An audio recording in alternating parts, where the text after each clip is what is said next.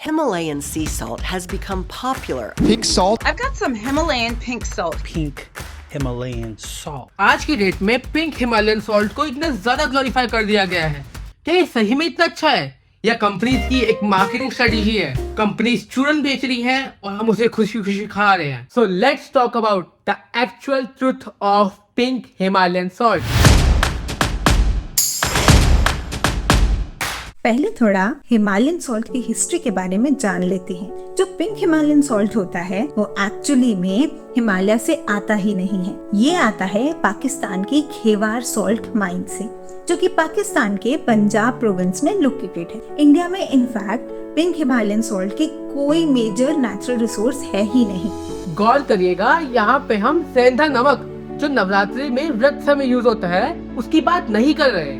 वो भी आता तो रॉक से ही है बट ऑफ वाइट कलर का होता है। पिंक हिमालयन सॉल्ट के अंदर उसका कैरेक्टरिस्टिक पिंक कलर उसके अंदर प्रेजेंट आयरन ऑक्साइड से आता है। तो पिंक हिमालयन सॉल्ट को कंज्यूम करने का ये ट्रेंड कहाँ से चालू हुआ?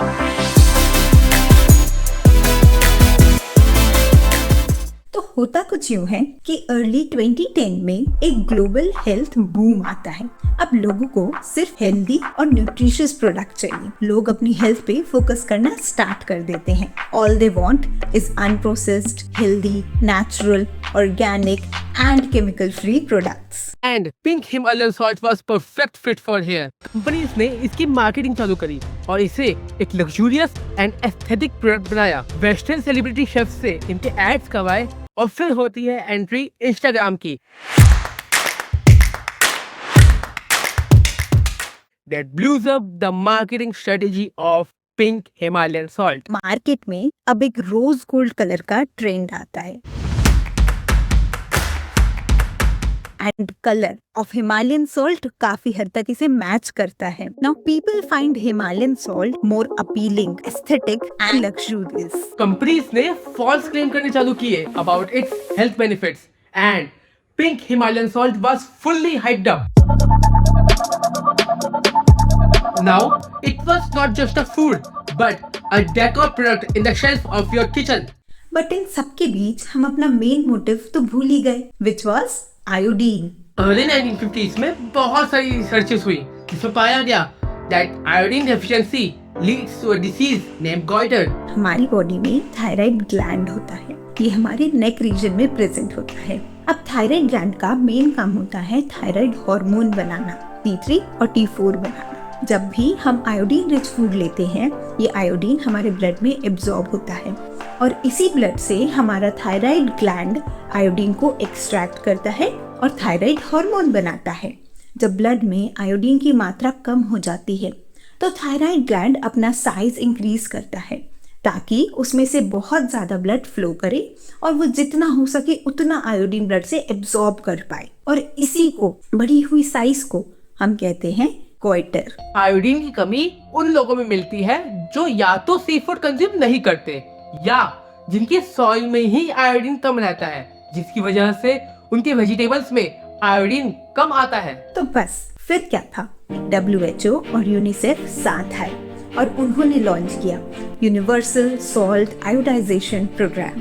सॉल्ट को चुना गया क्योंकि ये हर इंसान कंज्यूम करता है, चाहे गरीब हो या अमीर। हर सीजन में खाया जाता है, हर रिलीजन में खाया जाता है। Basically salt unites people. तो फाइनली टेबल सॉल्ट में आयोडीन मिलाया गया। ये करते ही ग्लोबल गोइटर केसेस में 13% की गिरावट देखी गई, जिसे देखते हुए गवर्नमेंट ऑफ इंडिया ने कॉमन सॉल्ट का आयोडाइजेशन कंपल्सरी कर दिया। Now comes the crux of this topic. Is Himalayan salt more beneficial or not?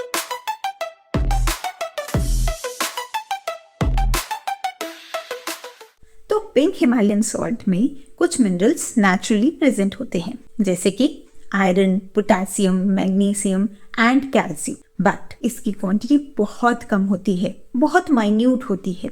तो अगर आप एक दिन में 3 से 5 ग्राम सॉल्ट लेते हैं, इनफैक्ट पिंक हिमालयन सॉल्ट लेते हैं, जो कि रिकमेंडेड डेली इनटेक क्वांटिटी है, तो ये सारे मिनरल्स आपकी मिनरल रिक्वायरमेंट में सिर्फ 1% कंट्रीब्यूट करते हैं। एंड सबसे बुरी बात, इस सॉल्ट में आयोडीन ही प्रेजेंट नहीं है, मतलब आपके गोइटर के चांसेस इंक्रीज हो जाते हैं। So now choice is yours. You can consume pink Himalayan salt, but तब जब आपकी डेली आयोडीन रिक्वायरमेंट पूरी हो रही हो, वरना माय फ्रेंड्स इन सब मिनरल्स का कोई मतलब ही नहीं होगा अगर आयोडीन की डेफिशिएंसी हो गई तो। अब बात करते हैं पिंक हिमालयन सॉल्ट की कंपनीज के एक बहुत बड़े क्लेम की। ये कंपनीज क्लेम करती हैं कि अगर आप पिंक हिमालयन सॉल्ट ले रहे हैं तो आपका ब्लड प्रेशर डिक्रीज करेगा। अब होता ये है कि किसी भी प्रकार का सॉल्ट हो, no matter table salt, iodize salt या फिर पिंक हिमालयन सॉल्ट, इन सब में एक चीज कॉमनली प्रेजेंट होती है, सोडियम क्लोराइड। ये वही सोडियम क्लोराइड है जो ब्लड प्रेशर के लिए हाई रिस्क साबित होता है। अब बात यह है कि हर सॉल्ट में किसी भी प्रकार का हो, सोडियम क्लोराइड डेफिनेटली प्रेजेंट होता है। मतलब ब्लड प्रेशर का रिस्क सॉल्ट से नहीं, उसके अंदर प्रेजेंट सोडियम क्लोराइड जो कि सॉल्ट का केमिकल फॉर्मूला है उससे होता है। 5 ग्राम ऑफ टेबल सॉल्ट में 5 ग्राम ऑफ सोडियम क्लोराइड रहता है, बट रॉक सॉल्ट्स में अदर मिनरल्स भी होते हैं जो कि 1% से भी कम है। तो 5 ग्राम ऑफ रॉक सॉल्ट्स में 4.9 ग्राम सोडियम क्लोराइड रहेगा। अब आप ही बताइए, क्या ये डिफरेंस इतना ज्यादा सिग्निफिकेंट है कि इसके बेसिस पे इतने बड़े बड़े क्लेम्स किए जाएं? नहीं। एंड कंपनीज इसी को यूज करके बड़े बड़े क्लेम्स करती हैं which are not even evidence based। खाने में डालते वक्त तो हम मेजर भी नहीं करते।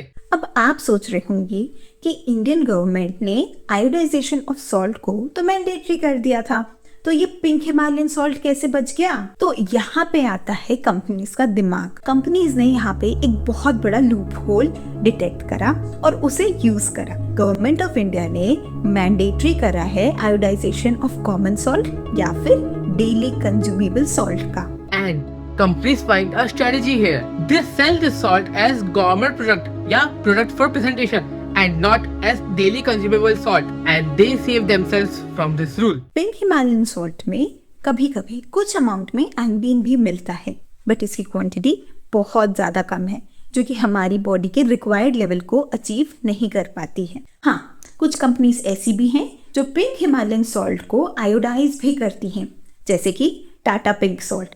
आप इसको डेफिनेटली कंज्यूम कर सकते हैं क्योंकि इसमें आपका आयोडीन इनटेक एंड कुछ परसेंटेज ऑफ मिनरल इनटेक भी अचीव हो रहा है। So first check the label and then buy the product which is gonna shape the path of your health. तो share this with your friends जो कि aesthetic and going with the trend के चक्कर में अपनी हेल्थ खराब कर रहे हैं। That's the episode of Care Yours Clinic. Hope you like it. Comment down your thoughts below and tell us about the topics which are real deal.